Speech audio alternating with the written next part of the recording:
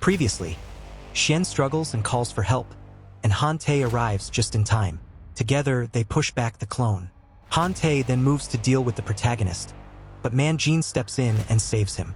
Seeing the beast power and size, Han Te leaves and Xian does the same. With the danger gone, the protagonist is finally able to rest, watching as the snakes bow their heads before he relaxes and falls asleep. Now to the next chapter. We see the demon clone, battered and bruised. He slowly returns back into the heavenly demonic mirror and comments that he managed to get away. But he knows Shen Yangzi is fairly damaged and would have also gone into hiding. He shouldn't trouble his master for a little while now. He disappears into the mirror. Then he comments that he has to go back. The mirror dashes through the sky with great speed and heads straight into a cave.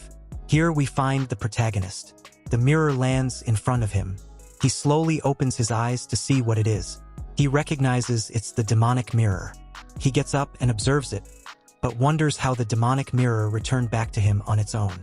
He questions if Shen Yangzi has survived or not. But he notices something. There is a crack in the mirror. He recalls that Heihu said it could only be used once. The protagonist concludes it is now useless. Suddenly, a massive, imposing creature with tusks and a body wreathed in flames appears. It's Man Jin. Man Jin questions the protagonist and becomes enraged, demanding to know about the flying object that entered the cave. The protagonist starts to panic, thinking that the elephant is going to push himself inside and collapse the cave. But Man Jin stops and comments that the benefactor has been asleep for the last 3 days and is finally awake. Still, he questions the protagonist and asks if the object hurt him. The protagonist tells him not to worry.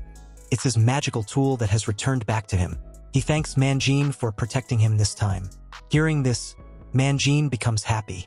He comments that the protagonist helped him deal with his enemies and even gave him a pill to help him form his core. He goes to thank the protagonist. The protagonist struggles to keep him back and tells him to stop. Su-hei asks about the whereabouts and injuries of Su-bai. Man Jin explains that she woke up earlier and went to gather herbs to refine a pill for him.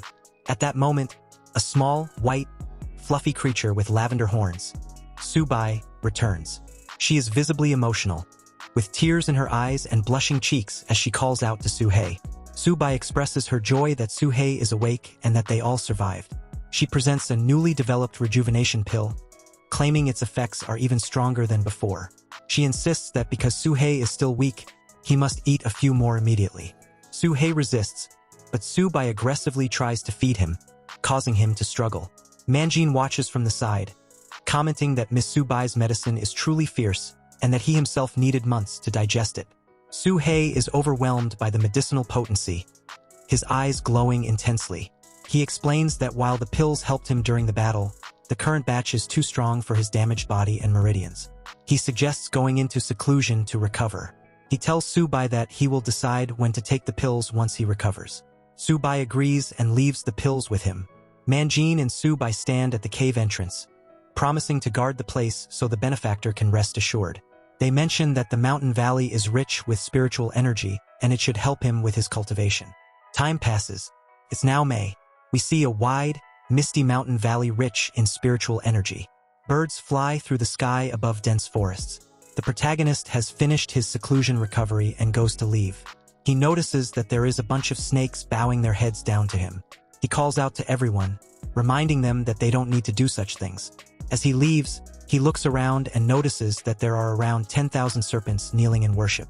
He realizes that all of them have acknowledged him as the Serpent King or Snake King. But he notices that all of them have not developed spiritual intelligence yet and cannot speak. He tells them to leave and go about their business, understanding that being followed around by them would make things harder. Suddenly, Man Jin appears and congratulates the benefactor on leaving his seclusion. He questions how his body is doing and if he's fully recovered. The protagonist says that he's fine. He questions if, during that time, there have been any cultivators that have come from the Serpent Catcher's sect again.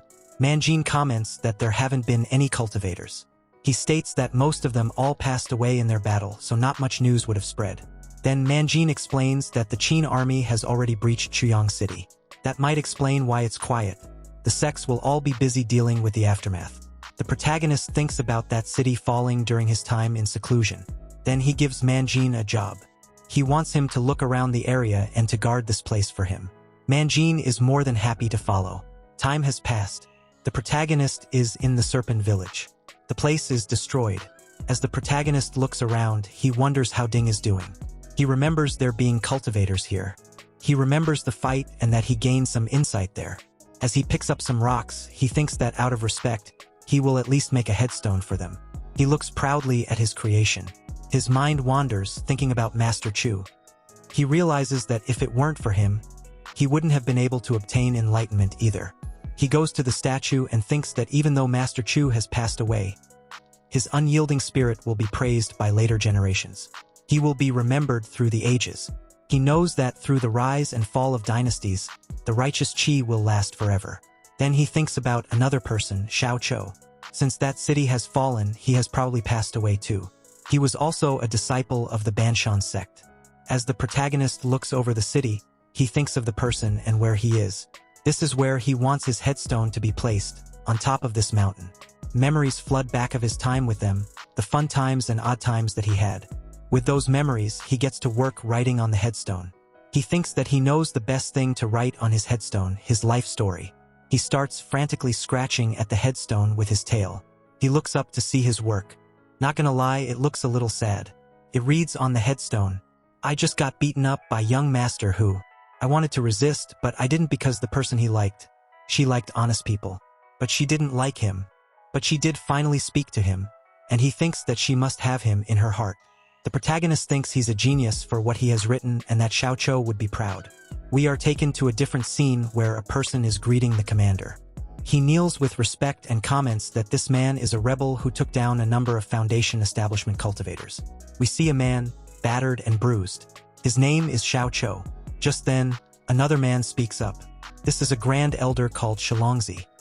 He kneels down in respect and comments that the man is indeed his little disciple. It is his fault that he failed to discipline his junior. He admits that his little disciple is rebellious, but he only wanted to do what was best for his family.